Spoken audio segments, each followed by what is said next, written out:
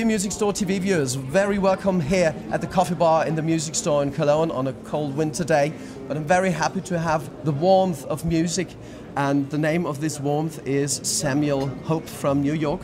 I'm very happy to introduce you, and I'm very happy to heard you upstairs. 30 minutes.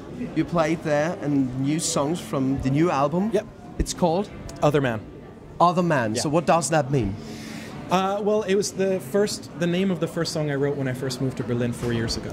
And then I wrote all the rest of the album, a lot of it while we were recording, and it always kind of took along this theme of being in a romance or a relationship with, whether it's a person or with me, it was oftentimes with music, whether or not I wanted to do it or I didn't want to do it, and the struggle, and then kind of feeling like you're on the outside of it actually, you're the other one.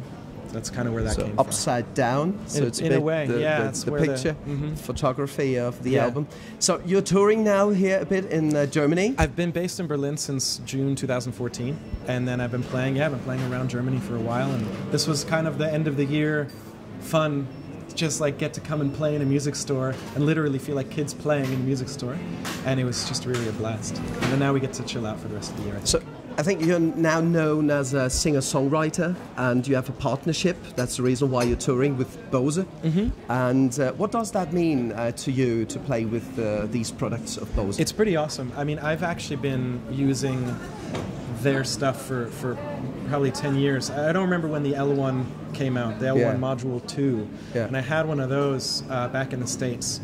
And I still have the mixer from it, and I still use that everywhere I go. So like there's times when I'll play like a pub gig, and I'll use one of these little guys, and I'll just turn this into a PA by plugging it into the mixer. Because I'm always on the move, so I can't carry amps around all the time. So I like that the mixer itself has amp simulators, and I have all these saved settings for each of my guitars and my voice, whatever microphone I have. They're all pre-saved, and I just plug in wherever I want. So you got in contact with these products years ago? Yeah, I've been a huge fan. So when they approached me about working together this year, I was pretty excited about it. And then I just said, okay, I want that, and I want that, I want that. And I mean, we'll see if any of that ever comes true, but I was pretty psyched about it. You played before with not a huge band, but with a drummer, a bass player who played also a bit the synth, and you played guitar and vocals. Right. And even with the Bose sound system, it was so fat, so huge really sounding.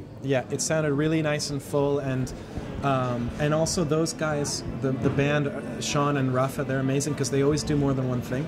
And Sean, the drummer, is also running tracks, and he's running Ableton and playing a sampler at the same time. SPDX, I think. Yeah, that's right. Pads. And then Rafa's playing bass and synth, and there's times where, if you look carefully, he's actually hammering on the bass while he's playing the synth with the other hand. Okay, so the attack from the bass. And it's funny because I'm not a big tech guy, so I just plug my Telecaster into a Fender amp with nothing. I turn the reverb all the way up, and then I just play. I couldn't imagine that 3 people could sound like you sounded.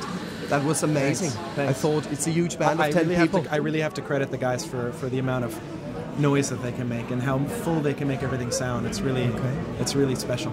Well, my first impression was that this is the new style of making singer-songwriter stuff, because it's much more than this, you know. It's not Bob Dylan anymore. You're playing like hell, you know. You're singing like devil. It's amazing. Thanks. And you're just merging so many influences in one song. Yeah, there's times where I feel a little bit like it's hard to find an audience because I change from song to song. I change how it is, but when you get to see it live, there's something that kind of, there's a needle that's running through the whole it's thing. one wave. It's one wave, yeah. But I do find that in my recorded music, I struggle to be able to get all those different. So that I've been writing a whole second album already, and I tried a couple of songs tonight. One which we had never played before. We got on stage to play it today. Because I like to do that with my band, because there's something about playing live that forces the spontaneity. You're under pressure and you just have to get it right. And then we go back and refine. But I'm a live musician before I'm a studio musician.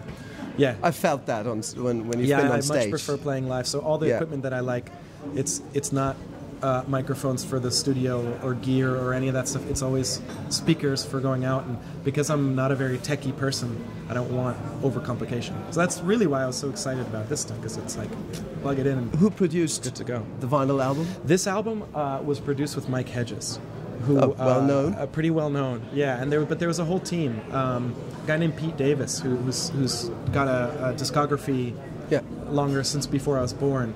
Who's close with Mike. He did all the programming, so all the actual sounds and synths, he created all that. But it was all done remotely. I was in Berlin. Mike and Dirk, my engineer, we were in his studio in Berlin. Yeah. Pete came over every once in a while from Stockholm. The piano on one song was done by my piano player. His name is Pierluigi, who's actually, he couldn't make it today. It's even bigger when he's there. Okay. And he did it in New York without any metronome. I just sang it through one time, and he knows how I play so much that it sounds like we're in the same room. Wow. He just did it blind, you know. Wow. And then strings by Sally Herbert in London. It was mixed and mastered by 2 different guys in Dublin. It was just so super international. So global all over production. All over the map. Yeah. And you really feel that your music can be transported via Bose products and all these line array stuff and the subwoofers. Yeah, you know, one of the ways that I was talking to Walter about this stuff, and that their whole thing is the human voice and like the clarity of the voice. Yeah. And I think that the thread that runs through all my music, no matter what style I'm playing, is always my voice. Yeah. And it's kind of strange because it's one of the later things that I picked up. I played guitar much earlier than trumpet. I studied trumpet and I played instruments before I sang. Cool. And I started singing pretty late, like 19 years old. And then it took me a while to start treating it like an instrument or like a sport. And now I work it out like I'm training for a marathon. Muscle building, and that kind of stuff. That's it. And so just to be able to hear everything so clearly, I didn't wear my in-ears today, because I didn't need them. It was just so crystal clear. Okay. Without any feedbacks? Without any feedback. Yeah. It helped that Mike was a fantastic sound engineer today. That's true. Yeah. Really, Mike Friedingsdorf, yeah. Just brilliant. The sound check took us like 10 minutes, and then I played for another 15 because it was fun. Okay, cool. Yeah. So the line array principle is a very important thing with the Bose products. You know, you don't have a tweeter inside, so you can cut a bit the high frequencies. Yeah. Maybe this is a secret? I mean, to be honest, like I said, I'm not a big tech guy, so I don't ever understand how anything works, which is why I like when I just plug it in. And if it works, and it just works. So I always have, I tend to always have a telly. I usually like Fender amps, but then because I have the little mixer from the L1 system, I just tell a Telecaster and then I EQ it a little and that's it. So as far as how it actually works, I probably have I couldn't tell you. I couldn't sell it. Okay. But I'm like that regular idiot who just kind of wants to play the stuff and let people figure it out. But now I don't need an engineer to set it up for me. I can just plug it in. I really like that about it. You are so well disciplined that you only have to plug in and it will work. Yeah, I don't like overcomplicating it. It started from when I was younger and I couldn't afford to buy pedals. Yeah. So I thought, well, how can I make more sound with limited stuff?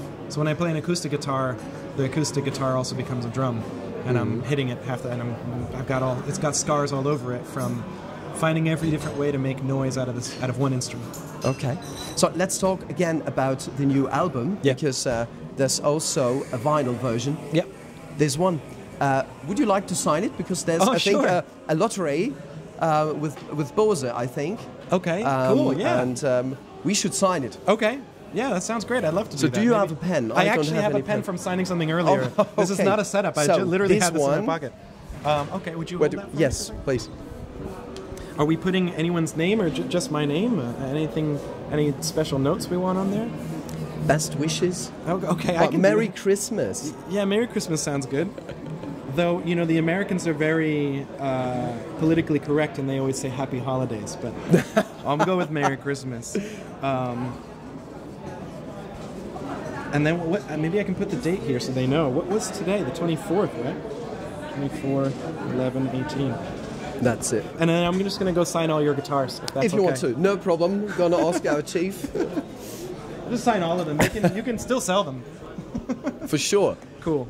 So let's talk again about the movement from New York. Yeah. The hotspot of rock and roll, jazz. Everything's coming from there, hip-hop. And why Berlin? Well, David Bowie spent a bit of time in Berlin. You too. Yeah, I mean, mine was.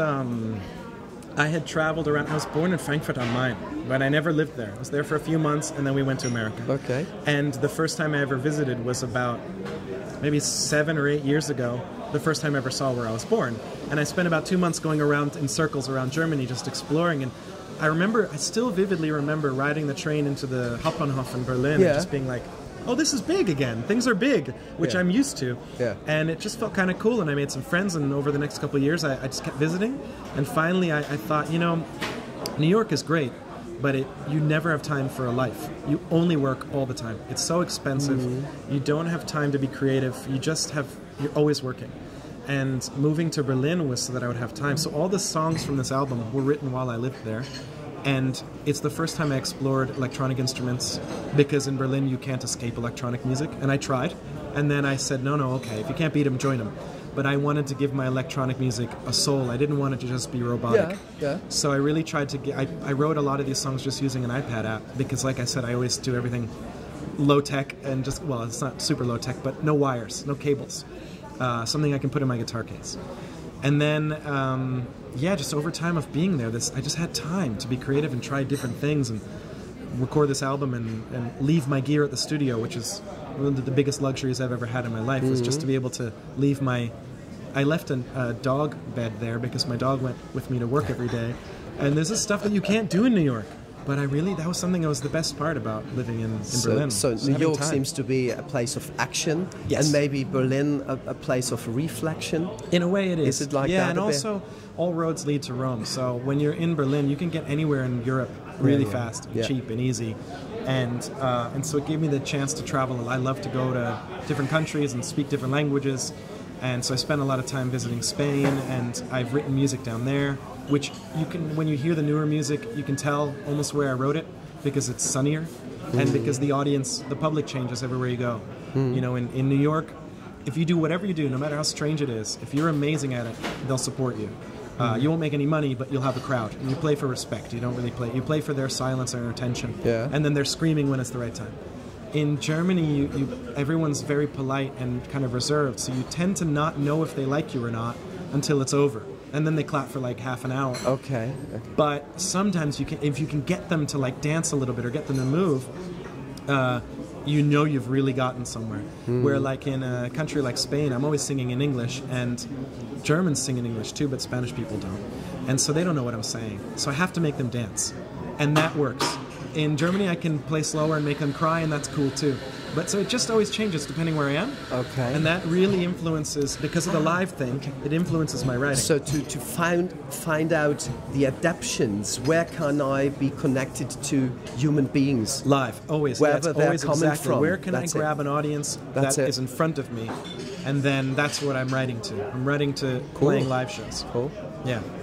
So what I recognized in 30 minutes was that I thought this will be the next guy who could not replace, but follow the same way like Ed Sheeran, like all these singer-songwriter stuff, with a modern attitude.